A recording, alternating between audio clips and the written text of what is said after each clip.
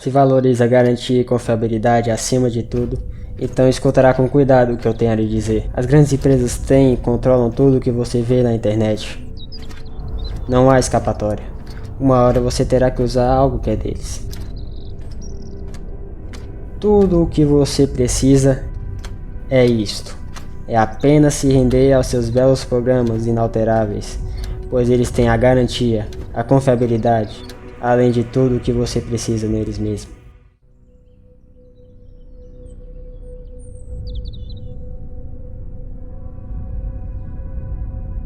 Inalterável? Eu não gosto dessa ideia. Vamos supor que eu queira modificar um jogo que gosto muito, que é o GTA San Andreas, em que joguei muito na infância. Ei, mas isso é só pra empresa dona do jogo. Eu não quero saber! Agora eu vou te explicar. Não existe uma data certa para o surgimento do primeiro software livre, mas seu surgimento enquanto conceito é atribuído a Richard Stallman, um homem que trabalhou no laboratório de inteligência artificial do MIT. Certo dia, a impressora que ele utilizava quebrou, o que o fez adquirir uma nova, e por conta disso, foi obrigado a entender um novo equipamento, e durante esse processo, apesar de ter solicitado diversas vezes o acesso do código ao fabricante, todas elas foram negadas, o que fez ele começar a pensar em uma nova forma de tornar os programas acessíveis para quem quisesse. Então, no que esse homem se baseou? Qual era o seu objetivo final? Não era só ter aprendido como mexer numa nova? Mas que perda de tempo. Vejo que está interessado, então lhe contarei como que esse homem iniciou uma guerra. Ele reuniu um grupo de pessoas que pensavam em uma forma de conceder liberdade ao usuário para executar, acessar e realizar modificações em qualquer programa. Foi então criada uma organização chamada FSF, ou Free Software Foundation, fundamentada juridicamente na GNU, General Public License. Mas o que era mesmo esse tal de GNU? Parece que nem isso você sabe, não é? A GNU foi o primeiro sistema operacional totalmente composto por software livre, ou seja, que respeita as liberdades do usuário. E antes que pergunte, essas liberdades são a base da filosofia do software livre, que se baseia na liberdade do usuário, e elas são: para executar o programa, para estudar e mudar o código-fonte do programa, para redistribuir cópias exatas, para distribuir versões modificadas. Conseguiu entender? Mas então, ele também não deveria ser de graça? Não, em nenhum momento foi dito que software livre precisa ser gratuito, embora por muito tempo isso tenha se mantido como uma verdade.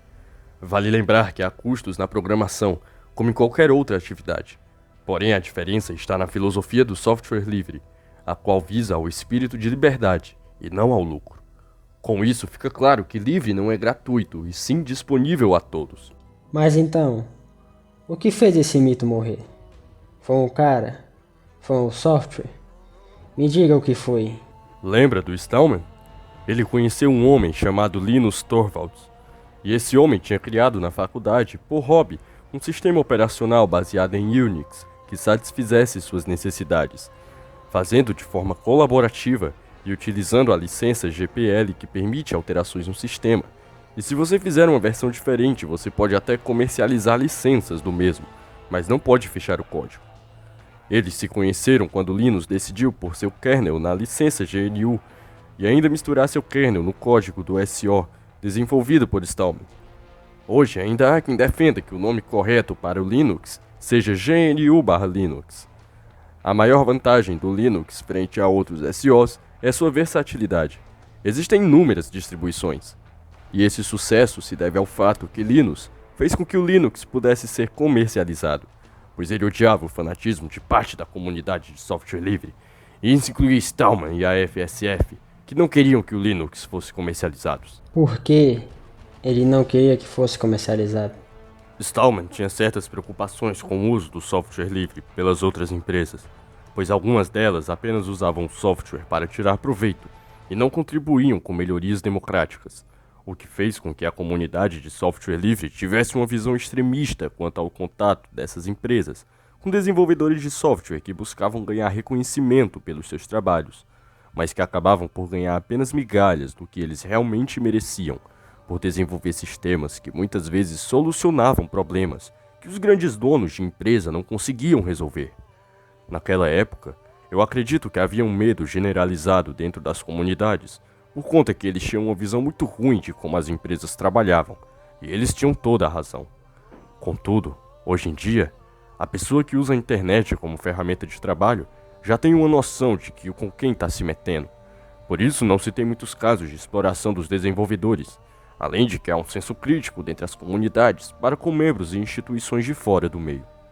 Mas, se a aliança entre os desenvolvedores e as empresas era tão ruim assim, por que então ele queria se aliar a essas empresas?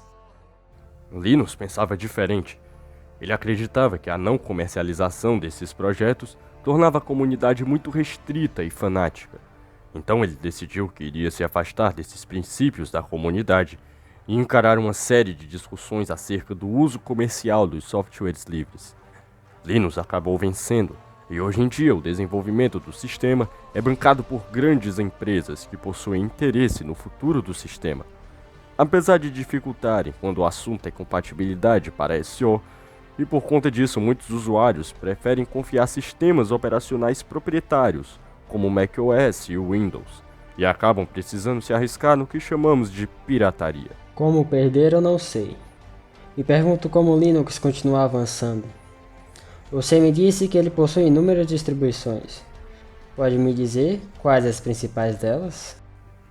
O amorzinho da comunidade Linux é o Ubuntu. É o mais avançável e estável entre todos e o que possui mais downloads. Mas existem outras como Zorin, Fedora, Kali, Linux, muito amado pelos hackers, e o Linux Mint.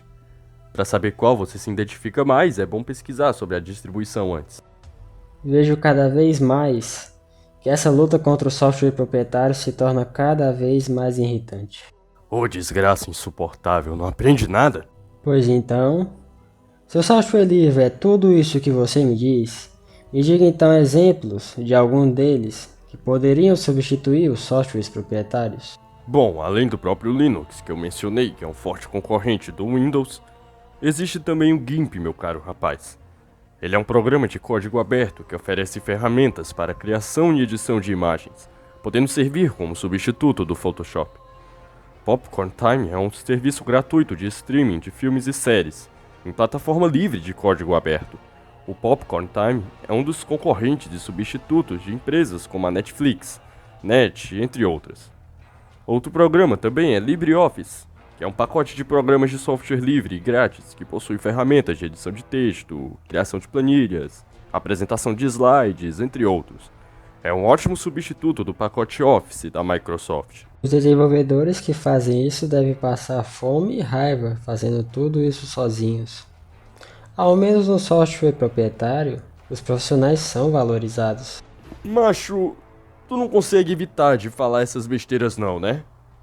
O software livre é uma filosofia que possui comunidade, e essa comunidade é bem unida apesar das divergências em certos pontos.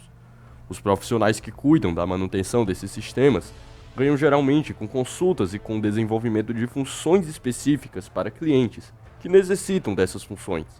Não é porque é livre que é de graça, eu já falei. Além de que muitos desses profissionais usam esses sistemas em seus portfólios. Você não precisa deixar de trabalhar em uma empresa só porque faz parte dessa comunidade. Os softwares ainda ganham suas próprias comunidades com o tempo. E dentro dessas comunidades existem muitas buscas por desenvolvedores que entendam desses sistemas.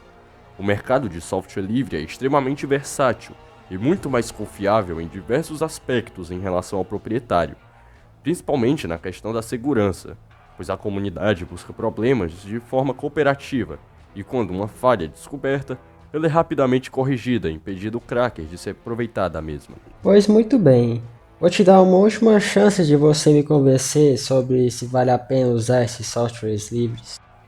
Vou dar minha opinião de fato sobre uma das coisas que estive falando aqui então.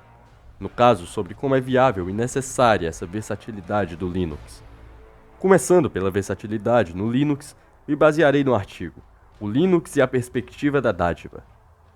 No artigo é analisada como a ideia de dar e receber foi incorporada por Linus durante o desenvolvimento de sua maior obra, O fato do Linux ser código aberto acelera muito seu desenvolvimento, pois as equipes que desenvolvem o sistema estão presentes no mundo inteiro, cada um com uma contribuição diferente.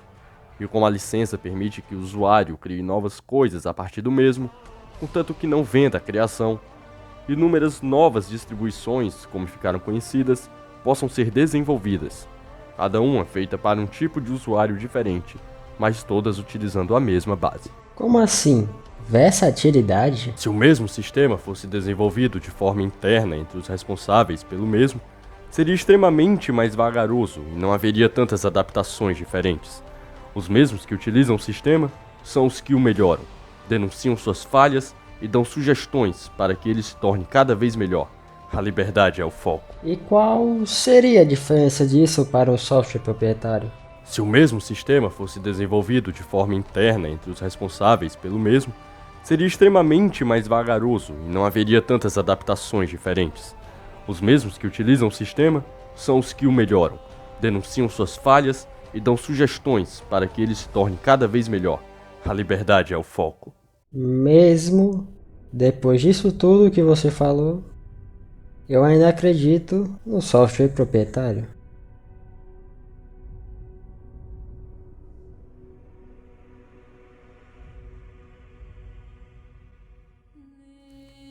Esse vento que sopra da beira-mar me traz a lembrança da infância, de quando eu desenvolvia e me divertia, compartilhando conhecimento de forma livre.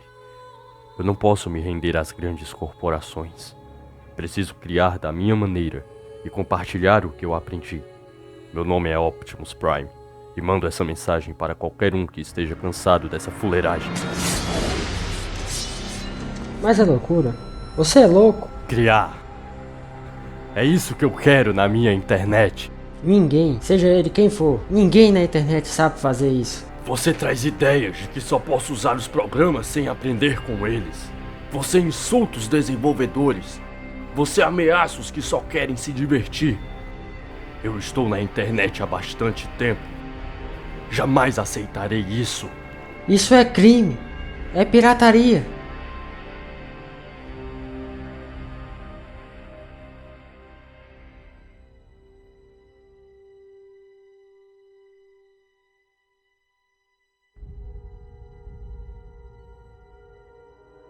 Pirataria?